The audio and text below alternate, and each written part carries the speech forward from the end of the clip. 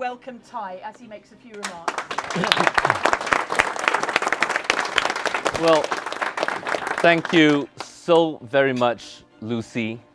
I imagine for my sins, I am now chair of the American Friends of St. James. Bless you.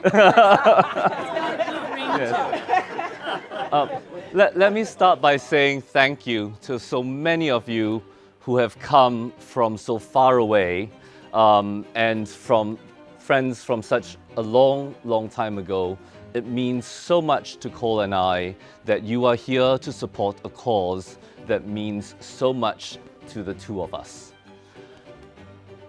One thing that Cugoano may not have ever imagined is that a Stuart descendant who were the clan that originally had him in their service and then freed him is here today. I am so pleased and so delighted that Araminta Campbell Stewart is here. Thank you for coming. Thank you to James for coming as well, all the way from Aberdeen.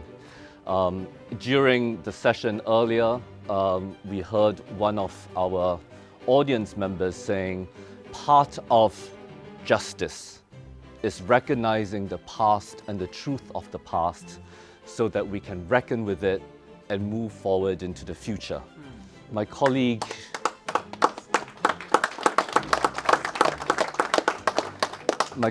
back in New York, Ruchi Teitel, coined this field called transitional justice. And without truth and reconciliation, there can be no justice. So Araminta, thank you for coming and playing a key role in that. We are friends of course also from Singapore, from America. Special shout out to Christopher Kiddy, my oldest friend in the room, whom I've known for a quarter of a century. Without Christopher, there would be no Tai Cheng. Christopher's wife, Isabel Kiddy, back then gave me my first job as an investment banker. I failed, hence I'm not one anymore. And she likes to joke that I'm her Alexander McQueen to her Isabel.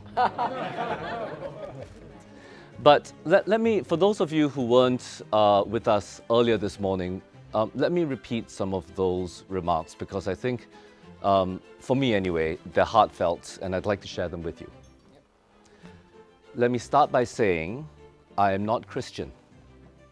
I am not even religious. However, just as one does not need to be gay to support gay rights, I concluded that I do not need to be religious to support a church whose values I respect and a rector whom I admire.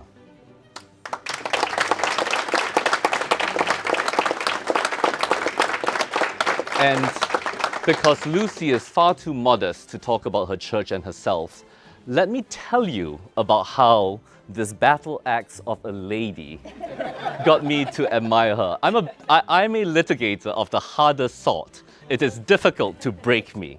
Trust me, it's tough. When I finally met her, to discuss if I would support the church, the first words out of my mouth were, "You realize the Church of England does not support same-sex marriage. Why am I here?"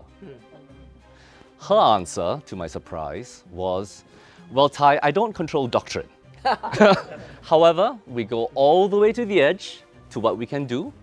We celebrate our same-sex congregants. We celebrate their marriages, even though I can't actually marry them. During the AIDS epidemic, we did memorials for our congregants who died of AIDS." So I was like, okay, my heart is softening. Maybe she can make some headway. That was also the time when in the United States, the US Supreme Court just overturned Roe versus Wade, making it legal for states to ban abortion. Now, I realize there could be a diversity of views in this room about the value of life and your views on abortion. I'm not here to tell you my view or to persuade you to any one particular view. What I'm here to tell you is this, however. When that happened, multiple leading law firms in the United States, including mine, decided that we would pay for any employee in a state that banned abortion to travel out of state to get an abortion. The Texas legislature, in response, did not send an angry letter to any of the straight white male chairmen of any of my peer firms. Instead, they sent a letter to my chairwoman, a Latina Cuban immigrant, the first in 155 years at my firm, accusing her of aiding and abetting crime and threatening to disbar her. That misogyny was unacceptable. So I said that to Lucy. And Lucy said to me, well, you know, Tai, I know a thing or two about that. I was, you know, one of the first female canons at St. Paul's. I understand what it means to face a difficult time and some controversy. Let me write a prayer for Yvette. And by the way, Yvette is also not Anglican or Episcopalian. She's mildly Catholic, I think. Very Catholic. Oh, very Catholic. And your prayer was so moving. I don't remember the words, but it said essentially, when your house is built on a foundation of rock, then no weather can blow it away. And I passed that on to Yvette. I'm sure she appreciated it. She couldn't tell me she appreciated it because then she'd be showing favoritism to her partner. But I know she did. And at that point, I said, okay, Lucy, you win. What can we do to help? And then she said, well, there's this one project. And I said, oh my God, 200 years ago, slavery was fought. Lovelace is going to contribute to it. We have the opportunity, Cole and I, to play a part in this long arc towards where we want to all go. And so, while I appreciate your thanks, it is Cole and I who are so grateful and so joyful and so lucky to have had an opportunity to do our little bit and to be surrounded by friends, new and old, in celebration of this. So thank you all for coming. We are in your debt. Thank you.